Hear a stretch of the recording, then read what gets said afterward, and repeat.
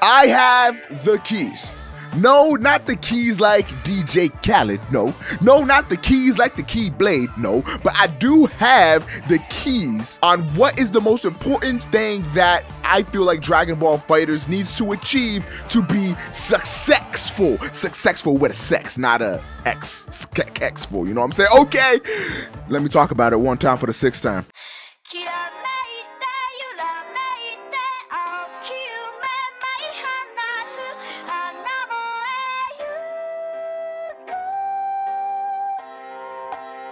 Alright, what is up, people of all different types of ages, races, genders, and yas, queen. No, I can't believe I just did that. What is up, people of all different types of ages, races, genders, and yes, even you other species out there watching this video.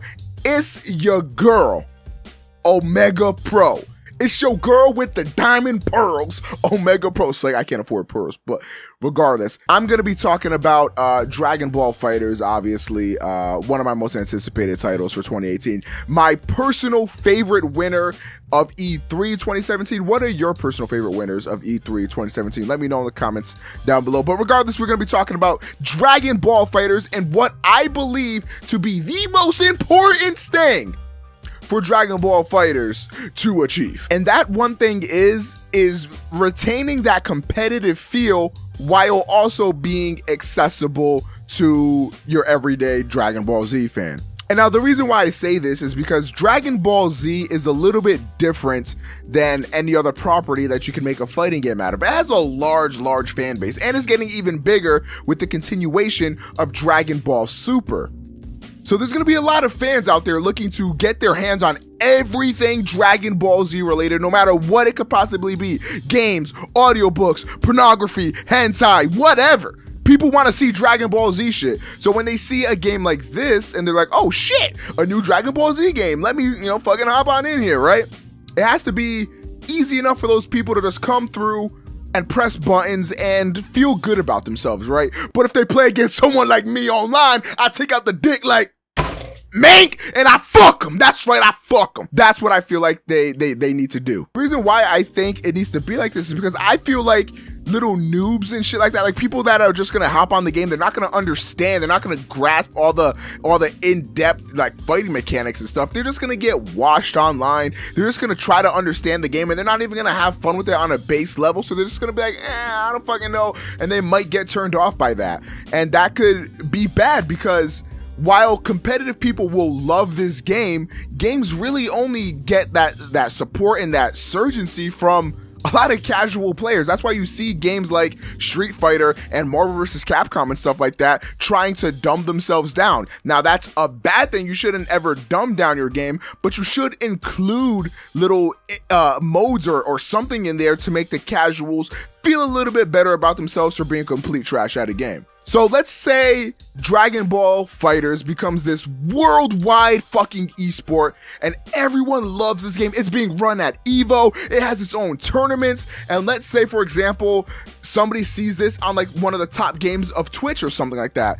And they're like, oh my God, I love Dragon Ball Z. And there's a competitive, a tournament going on for a Dragon Ball Z game. Let me click on this. They click on it, they watch it like, oh my God, that looks fucking crazy. And then they try to play the game and they can't do fucking anything. Now, am I saying that they should cater to the casual audience? Obviously not. If I had to choose one, I would say fuck the casual audience and just go straight competitive. But unfortunately, with the way that the gaming landscape has come about, you can't do that anymore. You need that casual fan base there because they're the ones that are gonna get those sales for you. They're the ones that are gonna be the driving force for those sales. So that's why when I see a game like Dragon Ball FighterZ that I obviously see is going to be far more competitive than any Dragon Ball Z game we've seen thus far, and just by the gameplay we've seen, we know this game is going to be difficult to master.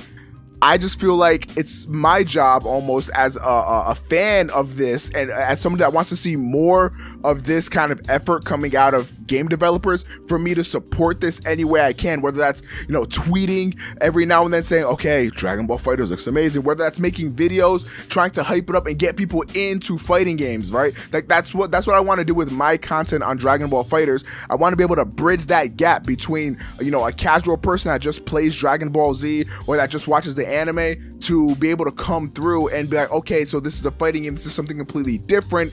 Now let me try to hop on this, and I want to be able to try to help you guys as best as I can. So what could they do to make it accessible for newcomers but also be good for the pros? So something that anime games do a lot, and actually Arc System Works does a lot, which are the developers for Dragon Ball FighterZ, is they have what's called like a simple mode or a simple combo or something like that. Like if you ever played the Persona fighting games, they've had something like this too, where you could just press one string of buttons, usually square, so you press square like 4 or 5 times, and it does this big huge flashy combo, and it looks dope, and it looks cool, and it feels super satisfying to do.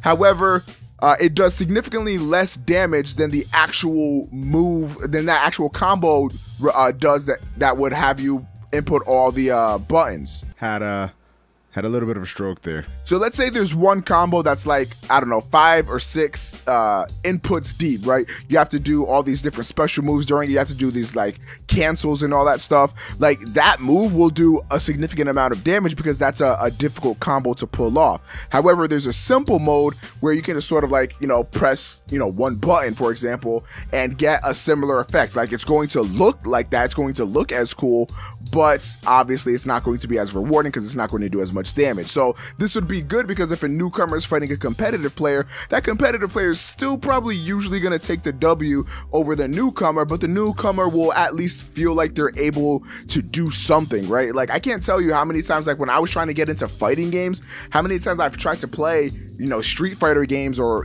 Marvel games or whatever, and I'm trying to like understand what to do, but since I was just coming into fighting games, I had no fighting game sense. I didn't know what a fighting game required of me. So I'm trying to get into this stuff and I just can't grasp it, and I just ended up giving up, you know what I mean?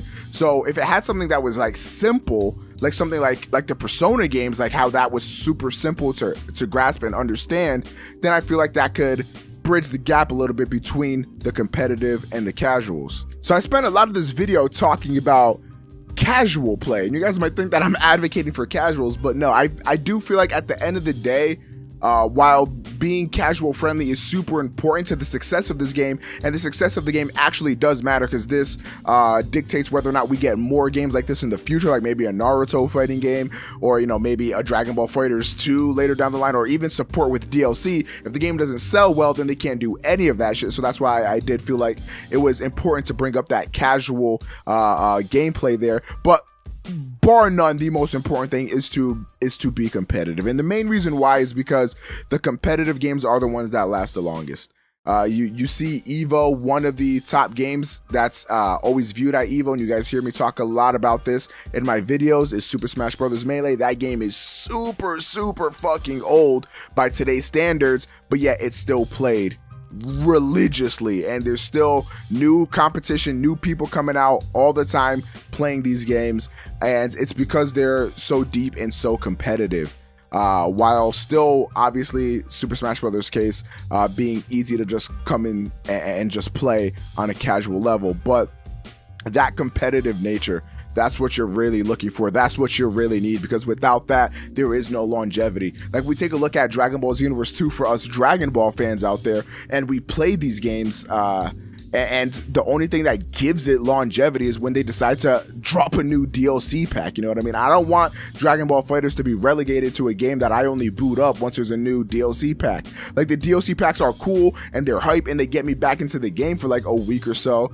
but after that I'm just like, all right, well, where's the depth there? You know what I mean? That's like shining a low quality shoe. Like, yeah, okay, look, it's got some new shine on it. Oh shit, let me wear it. But then you wear it a few times and it's already back to looking like shit. You know what I mean? Whereas a high quality shoe, maybe even with that wear and tear, it looks even nicer. You know what I mean? So like, that's why I feel like it's so important for Dragon Ball FighterZ to remain competitive above all else. But I can't lie and I can't be biased, because all I want is a competitive game. But I realize with the scope of the gaming industry, this game does need to be casual friendly, and I hope Bandai Namco realizes that, because in the past they've gone completely fucking casual with Xenoverse and stuff like that. I don't care what you people say, Xenoverse is not competitive. Stop this nonsense.